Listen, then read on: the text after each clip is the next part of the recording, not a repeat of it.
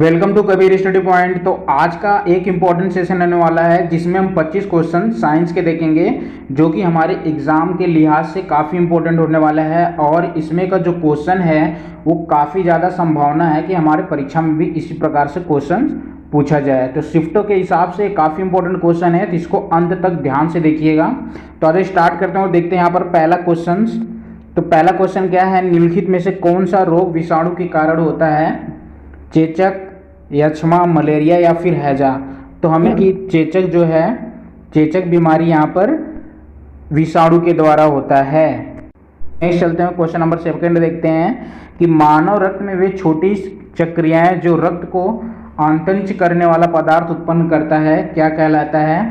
तो यहाँ पर अपने ऑप्शन है श्वेत रक्त कोशिका, बी लोहित रक्त कोशिका, बी बिम्बाणु या फिर यहाँ पर डी प्लाविका। तो यहाँ पर अपना जो क्वेश्चन नंबर 2 है उसका बिम्बाणु राइट हो जाएगा, यानी कि मानव रक्त में वो छोटी चक्रियाएं जो रक्त को आतंक करने वाले पदार्थ उत्पन्न करता है क्या कहलाता है? बिम्बाणु कहलाता है। इसी प्रकार क्वेश्चन नंबर 3 है, निम्नलिखित में से कौन सा विभाज्य नहीं है? परमाणु, अणु, मिश्र या सभी, है ना। तो यहाँ पर जो अपना परमाणु होता है वो विभाज्य नहीं होता है। इसी प्रकार अपना बेरियम मील के लिए प्रयुक्त होता है, किसके लिए प्रयुक्त होता है? रक्त समूह की जांच करने के लिए, पोषण नाल एक्स किरण के लिए, मस्तिष्क का, है ना, मस्तिष्क का किरण के लिए या फिर कोई नहीं। तो यहाँ पर जो अपना पोषण नाल का एक्स किरण के लिए हम बेरियम मील का प्रयोग करते हैं। ये काफ़ी इंपॉर्टेंट क्वेश्चन है, इनको ध्यान से देखिए, है ना। टीबिया अस्थि में होते हैं, क्या होते हैं? कपाल, भुजा, पैर या फिर जांघ। तो यहाँ पर हमारा जो टीबिया अस्थि है उसका राइट आंसर क्या हो जाएगा? पैर। पैर में होते हैं, टीबिया अस्थि पैर में होते हैं। इसी प्रकार हमारा क्वेश्चन नंबर 6 है, यहाँ पर हम क्या देखेंगे? क्वेश्चन नंबर 6, क्वार्ट्ज का रासायनिक नाम क्या है? Calcium oxide, calcium phosphate, sodium phosphate या फिर सोडियम सिलिकेट।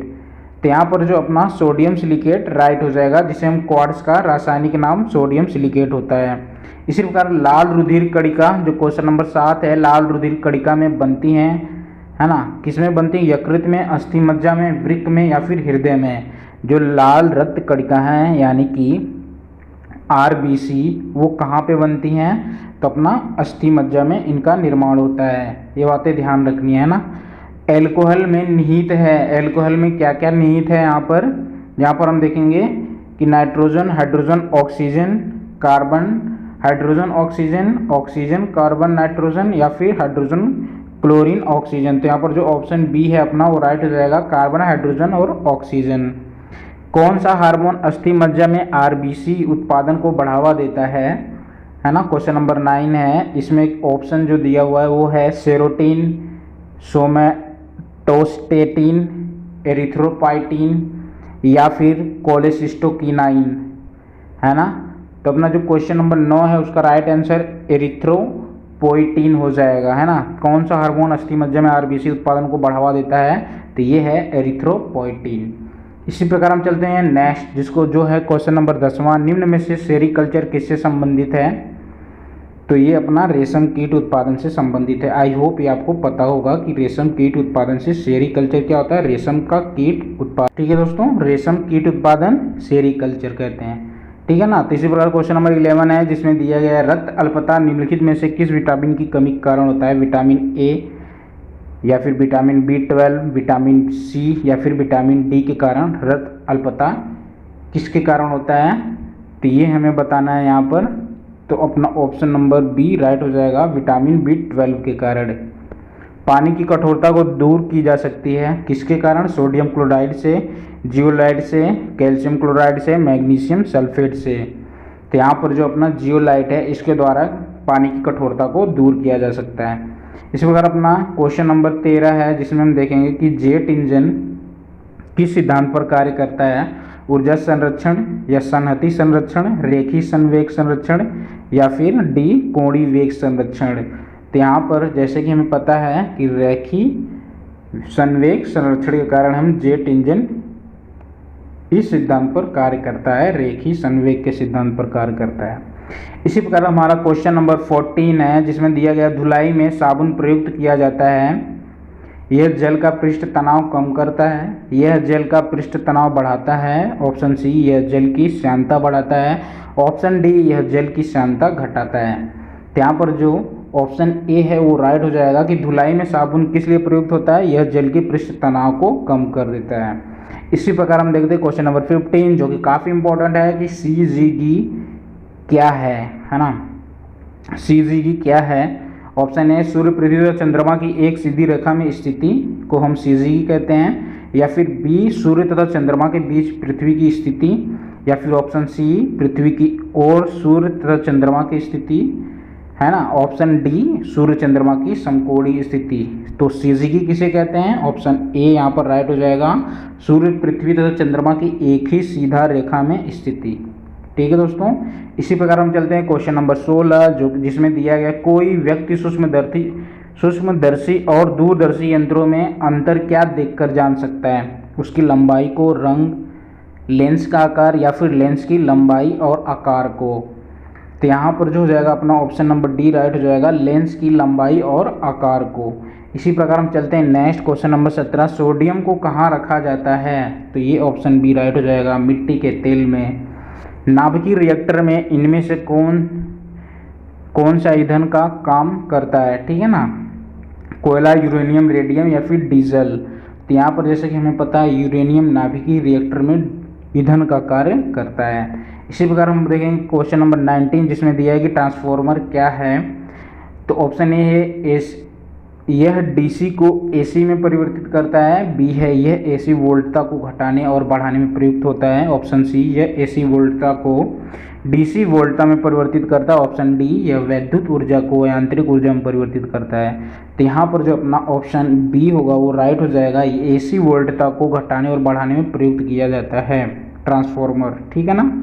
इसी प्रकार चलते हैं नेक्स्ट क्वेश्चन नंबर 20 जिसमें दिया गया सिरका यानी कि विनेगर निम्नलिखित में से किसका वाणिज्यिक नाम है? ऑक्जेलिक अम्ल का, हाइड्रोक्लोरिक अम्ल, या फिर एसिटिक अम्ल, या फिर नींबू का अम्ल। तो अपना एसिटिक अम्ल जो है वो अपना सिरका विनेगर का रासायनिक नाम है।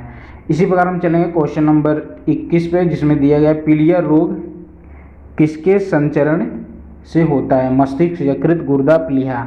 तो हमें जैसे कि पता है यकृत जो होता है वो हमारे पीलिया, है ना, यकृत में पीलिया रोग उत्पन्न होता है और ये हमारे यकृत से ही निकलता है। ठीक है दोस्तों, तो 21वें का हमारा ऑप्शन ए राइट हो जाएगा, मतलब कि बी सही हो जाएगा।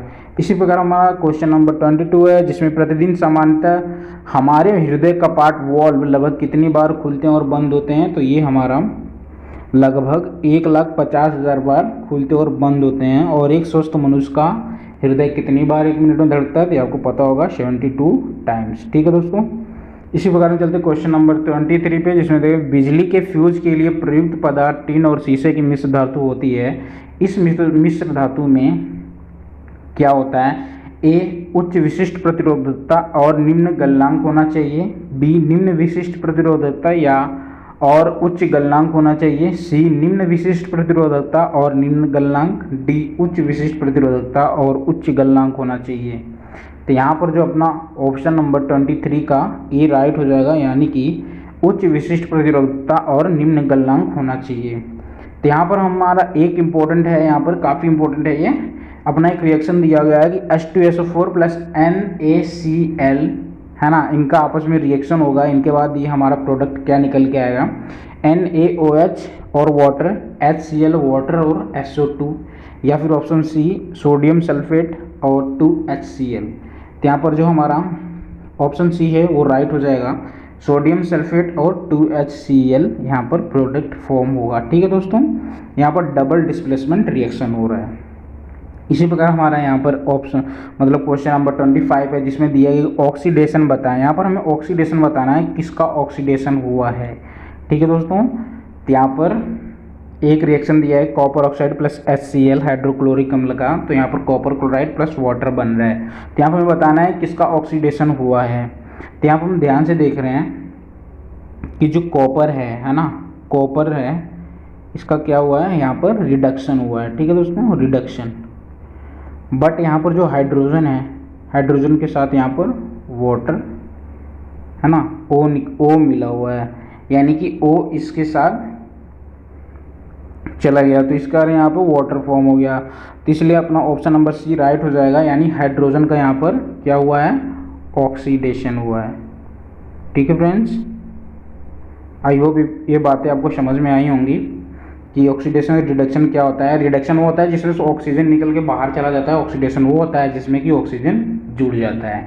तो आई होप ये सारे सेशन और ये सारे क्वेश्चंस काफ़ी इंपॉर्टेंट है, जो कि हमारे एग्जाम के लिहाज से तैयार किए हुए हैं, और इस तरीके के क्वेश्चन हमारी शिफ्टों में भी देखने को मिल रहे थे। काफ़ी इंपॉर्टेंट है, कृपया करके इन्हें ध्यान से देखिए और सीखने की कोशिश कीजिए। तो मिलते हैं आपको नेक्स्ट सेशन में, और अगर वीडियो अच्छी लगी तो इसे लाइक करना बिल्कुल भी ना भूलें, और चैनल पे नए आए तो सब्सक्राइब करें। मिलते हैं नेक्स्ट सेशन में, तब तक के लिए थैंक्स फॉर वॉचिंग, धन्यवाद।